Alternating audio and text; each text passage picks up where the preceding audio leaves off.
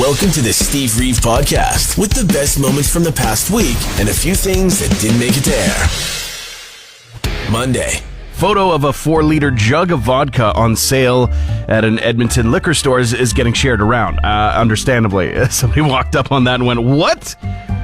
That's a lot of vodka." The reactions are great. It's hilarious. I'm seeing so many funny people in the comments on this. But 4 liters of value vodka made in Alberta, up for grabs in one jug at a time. Yeah, that's a lot. I feel like you're stocking up for the year at that point. I wouldn't even be able to get through it in a year, that's for sure. Of course, drink responsibly. That is always the message, and a genuine, sincere message at that. But genuinely, I'm also not even sure that this stuff is for drinking. It's household cleaner at this point. There's a brand new celebration of Tom Petty, but in the country music genre coming.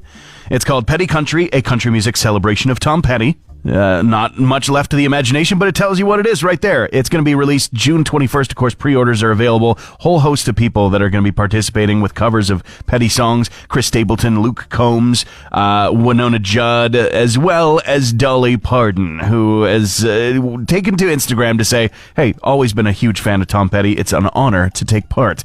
How is she still making new things happen in music, literally every day? It's quite inspiring. And Garbage is in the news because of a re-release of their 2005 album, Bleed Like Me. First time it was ever pressed on vinyl. I got my copy, but it was definitely not a great time for the band when that album came out. A lot of internal strife, a lot of struggle with the music label, as Shirley Manson just said in an interview with NME, that they were nobody's child at the record label. Alamo was where they were at. It was an independent label, but it got bought by Interscope Records, one of the biggest, especially at the time, and they weren't quite sure what to do with Garbage. Garbage wasn't quite sure what to do with them. So this has now become a cult favorite, a fan favorite album, and even the band themselves have learned to love it, which is why the reissue came out.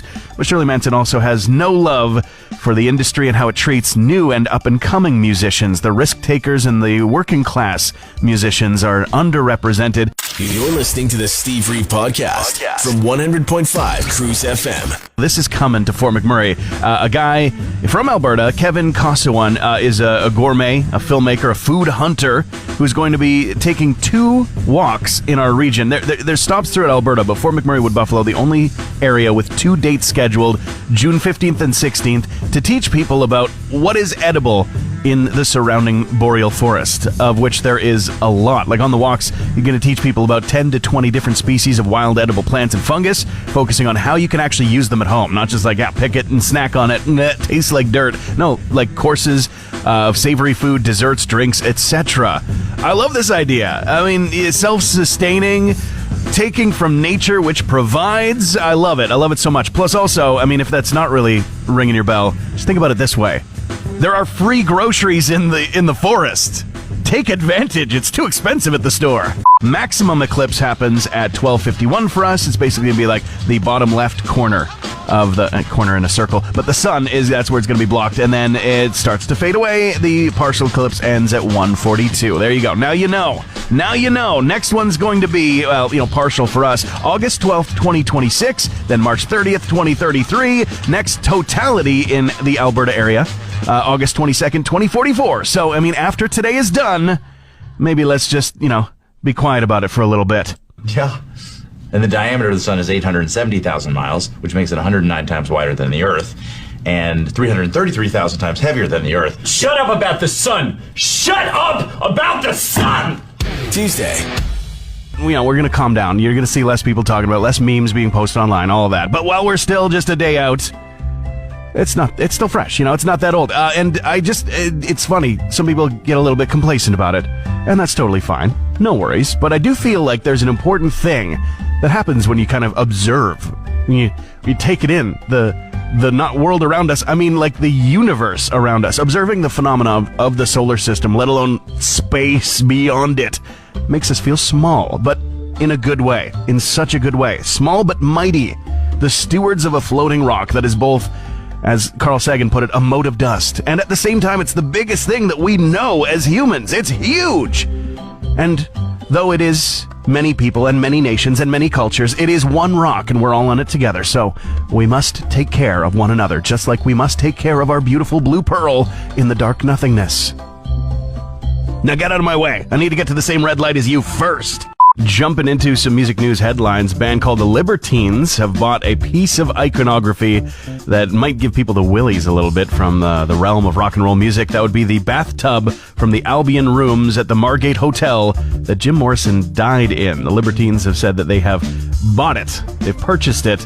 This is coming in interviews as they celebrate the release of their fourth album, All Quiet on the Eastern Esplanade, which is just a really, really great album title. Dream Theater in the news again because they're on tour again. They've announced a 40th anniversary tour that's not going to be coming anywhere near us because it's only in the UK and through Europe, but very first tour since Mike Portnoy, the drummer, rejoined the lineup from the original lineup. He was gone for a while. They're going to kick off autumn of 2024, and Modest Mouse is going to be doing a tour as well, celebrating the anniversary of Good News for people who love bad news. It's just such a great album. First time I really listened to Modest Mouse, but through the years their lineup has changed, and frontman for the band is saying that there are no other albums that the band could even tour and celebrate with the original lineup of people who performed on that album in the studio due to people having left the band, lineup changes, as well as just simply some people are no longer alive. I'm excited about the Fallout show that's coming out. For those fans of the video game series, yes, New Vegas is the best one of them all, but it is, very, very cool. I think a concept that you don't need to have any familiarity with the video game series it's based on whatsoever to be able to get into. It's just post-apocalyptic. The bombs went off at some point in the history of this world, and there were people that were living in vaults that were safeguarded from it, thinking that they were going to be the only people on the planet. But then the vault doors open, you walk out and you go, oh no, there's a bunch of people around here, and they're real weird and real irradiated. That's Fallout, and we're getting every episode of it tomorrow. Fallout has been beloved for over 25 years, and as a thank you to all the fans out there, we're giving you the show early. All of it. It's a day early, but they're also giving us every single episode all at once. And I just think that we gotta, with major shows at least, cut that out. I know, a lot of people love to just binge things right off the bat, but then we don't get to talk about them together anymore. It's always just save up the memes that you saw that were funny because you don't know what episode your friend is on. No, don't talk about that part because you don't know if they've seen it just yet. Something like Is It Cake? Something like Is It Cake? Perfect. Drop the whole season at a time. Nobody's going to be bothered by that. Binge that all you want, just like you could with an actual cake. For a big major TV show like this, let's go week to week. We got to get back to that habit.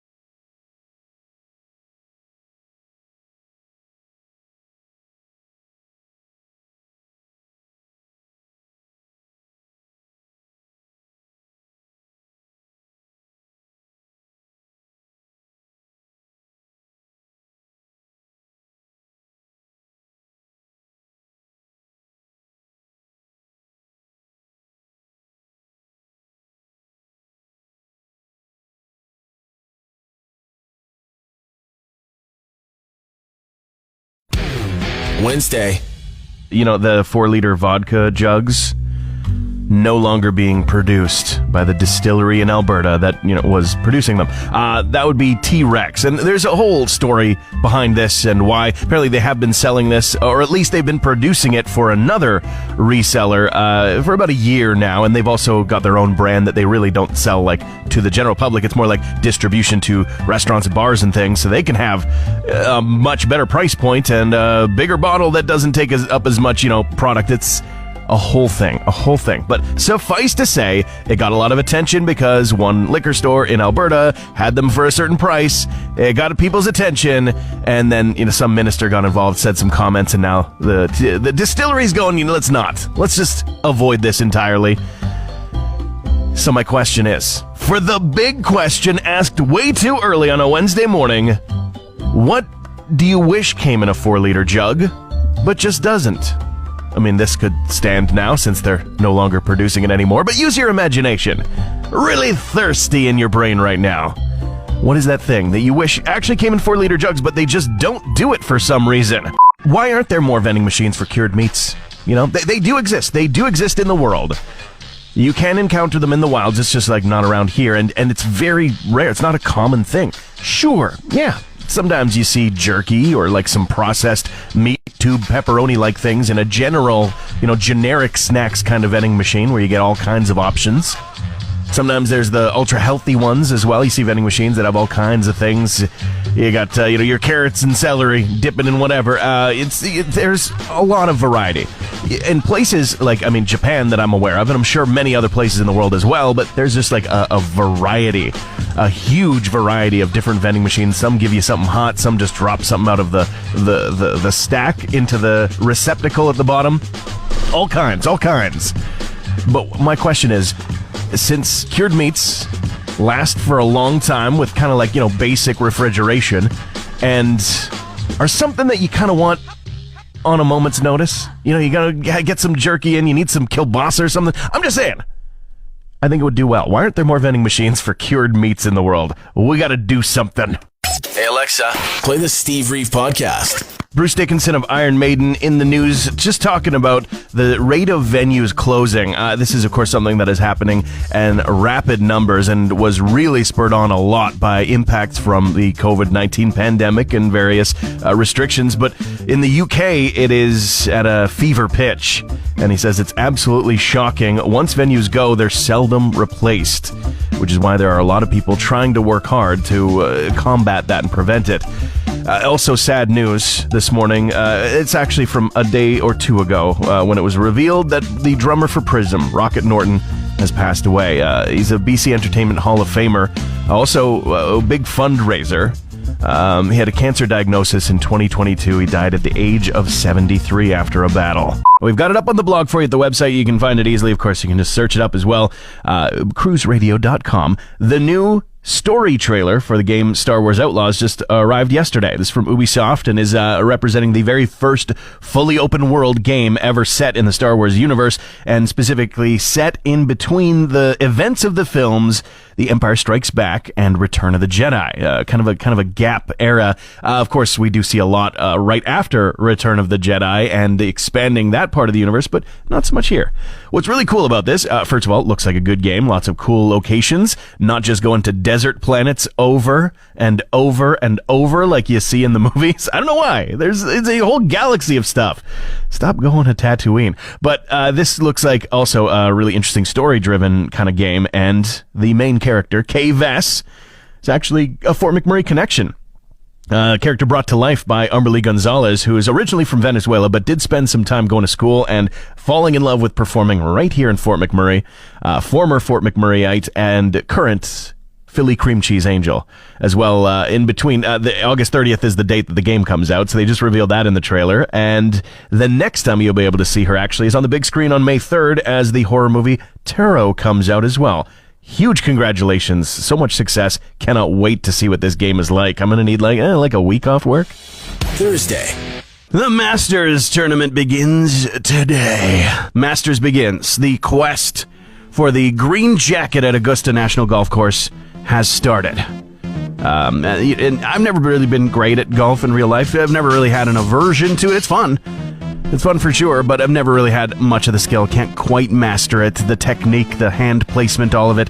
But I have rocked some pretty ace rounds in various golf video games in my time, starting with Lynx way back on my parents' computer far too long ago to get into the details of. But the question then for this morning, to honor the beginning of the Masters, what is the best golf video game of all time? What is the best one that you've ever played? Is it one that's like true, authentic golf experience, or like a Mario Golf kind of thing where it's kind of goofy and there's like special power shots and things like that you can do and mess with the other players? What is it to you? Best video game that is all about golf of all time, and why is it Lee Carvalho's putting challenge? I suggest Feather Touch.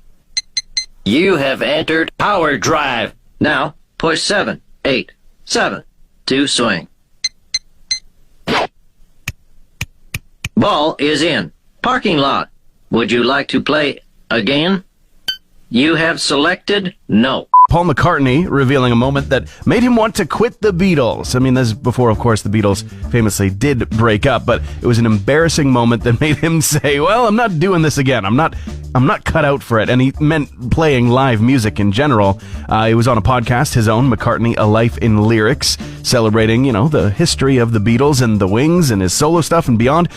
He talked about earlier shows in which he was usually lead guitar player. First thing that he ever played was lead guitar, but he had a solo and froze on stage. Just completely bombed. And then he decided to step out of that role for a bit. He did come back to playing lead guitar in a bunch of songs, but still, a lot of tension going on. Coachella is about to begin. The very first weekend starts off, really, tomorrow, with all kinds of set times. A lot of the different venues within the giant venue itself are going to be streaming online. You'll be able to watch on YouTube, but they only put them out limited time. You can't really go rewatch it days later. So, check the set listings, including headliners who are reforming just for the event. No doubt, Gwen Stefani has said that there aren't really solid plans after the reunion shows at Coachella, but she says she's open to anything, so there could be new music on the horizon. The 10th annual Service Credit Union Spring Food Drive in support of the Wood Buffalo Food Bank is coming right around the corner, and to tell us all about the details ahead of time, we got the Executive Director, Dan, with us. How are you doing this bright and early morning? Well, it's bright and early morning, so I'm doing all right. Yeah. And so it's coming up at the last weekend of the month, April 27th and 28th, in support of stocking those shelves and supporting those who need to access the food bank. That is correct. So again, we need people to show up, and it's a milestone, 10 years. 10 years. So we've been doing the spring one for 10 years. We're at 30 for the winter food drive. It is a lot of work and a lot of fun. And, our fingers are crossed it's going to be real spring when we do it this time. Yeah. A couple years back, we had sprinter food drive. So we're crossing our fingers we don't have that one. The lousy smarch weather. No, end of April, and good chance it's going to be very, very nice. There's going to be an opportunity all over town for people to take part, wherever they're already just showing up at a grocery store or maybe already got stuff in their pantry. You can bring it out, and it will be collected and brought to the food bank. That is correct. So we'll be at every grocery store. We'll have a Summit GM truck parked there. Some volunteers asking for donations. They'll give you a list and a bag, things that we're looking for. Yeah, and cash is king, of course, as well. Cash is always king, yeah. It allows you guys to use it for whatever you see the biggest need for at the time, right? Exactly. And so that really gives some versatility, and there's always love for supporting the food bank. Show up at the grocery store and see the people who weren't even expecting it. They didn't quite know what was going on. They get handed the list of the groceries that are needed, just a few items just to help you not completely have choice lock once you're in the aisles. Exactly. And then you bring that bag out, you donate it, and people are always the biggest smiles on their faces when they do it. It's so good. Yeah. It's so good. So support the 27th and 28th 10th Annual Service Credit Union Spring Food Drive. Be a hunger hero. Thanks so much for telling us all about it, Dan, and hoping it's the biggest turnout yet. We'll see. Yeah, absolutely. And again, if anyone is out and about and they're not hitting the grocery stores, it is also trade show weekend. We will be at the trade show, also kicking off our monthly donor campaign. For just $5 a month, you can support the food bank, and it's a great way. That's fantastic. So keep your eyes out for all the different ways you can support with the Wood Buffalo Food Bank. Thank you so much, man. Thank you. Friday. There's still lots of time to jump on it before everybody is talking about it and you're left out. Conan O'Brien showing up on Hot Ones in the season finale of their current season, whatever their season is. This is YouTube, and YouTube's a bit different, and Conan is the same. Conan's Conan. This was amazing. 27 minutes of just pure enjoyment and chaos and red pompadoured chaos. With Sean Evans trying to keep up, honestly. I mean, you got to know this is going to happen. You book Conan to be your guest on an interview show, as he called it, a Charlie Rose, but with hot wings. He's going to take control. He's absolutely going to do it. First half, he's completely bragging. He's not hitting any of the spice. Then it gets the better of him. Can I just say, I don't have a lot of regrets in my career. Pouring this onto the wing. Right. And then licking it off. And in retrospect, I bet you it's good footage. No, yeah, it's good. But it's good TV. I'm starting to feel some sensation. Some sensations. I will tell you, after having watched it, it is absolutely peak TV and is the best thing that you can watch today. You're listening to the Steve Reeve Podcast from 100.5 Cruz FM. Coachella Music Fest kicking off today. It's time for some music news headlines. And Coachella, of course, is this weekend as well as next. Pretty similar lineups between the two. But a lot of the acts are not ones that you get to hear right here on 100.5 Cruz FM. But I did scour the schedules. I did scour the stages, the many. And of course, the highest profile act is no doubt reuniting for the festival, and they are headlining on Saturday night. In fact, all the acts just so happen to be on the Coachella main stage back-to-back on Saturday that are relevant to what we're spinning. It's 7:05 Mountain Time for Sublime, 8:40 for Blur, and then 10:25 for No Doubt. Again, that's not today, that's tomorrow. As well, Oasis has released the 30th anniversary special live version of Supersonic that was recorded at the 1994 Belfast Festival, and of course available on all kinds of things, digital, limited, physical, available now already. Not even a pre-order. Got to watch Civil War last night. It is definitely an independent picture, but like a big one, big high-profile one, and that's largely to do with the marketing. Alex Garland, the director behind it, starring Kirsten Dunst and several other just really, really talented people. Was really, really impressed. The girl who played Priscilla Presley in that Priscilla biopic is one of the mains as well. But it's not quite what it seems according to the trailers. Having now seen it, preview night was last night. It actually officially opens today. The spoiler-free Steve review is that it's not what the trailers kind of make it seem like it might be. This is not like a war movie in the sense like you're going to have this side versus that side. You're going to find out what their motivations are. You're going to find out why this conflict is. No, it's actually just about the journalists that are covering this conflict specifically. And therefore, it's not even really questioning morality in any way. It's really just observing. Just dispassionate observation, but a really, really compelling story. It's highly disturbing, absolutely earned its R rating and more. I wouldn't go in to watch this one lightly. You're not just going to see a movie with, this side versus that side, clear, black and white. The exact opposite. But I think still a truly great movie. And the one thing that shone more than anything else was the sound design. From the very start to the very end, I was blown away by how that movie sounded. Transmission over. Want more Steve? New podcast episodes happen every Friday, or just tune into the Steve Reeve Show. Weekday mornings starting at 5:30 a.m. on 100.5 Cruz FM.